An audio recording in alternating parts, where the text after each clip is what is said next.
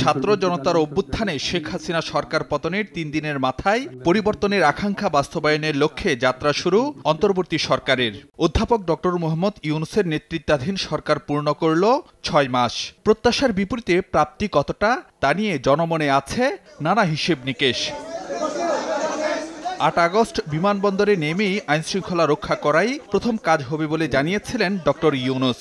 তখনকার মনোবল হারানো পুলিশ আর ভঙ্গুর আইনশৃঙ্খলার বিপরীতে আজকের পরিস্থিতি অনেকটাই নিয়ন্ত্রণে। জুলাই হত্যাকাণ্ডে শেখ হাসিনা সহ আওয়ামী লীগের শীর্ষ নেতাদের বিচার চলছে আন্তর্জাতিক অপরাধ ট্রাইব্যুনালে। চলতি বছরের মধ্যেই বিচার শেষ করতে চায় সরকার। অন্তর্বর্তী সরকার দায়িত্ব নেয়ার পর থেকেই সবচেয়ে বেশি কথা হচ্ছে সংস্কার নিয়ে।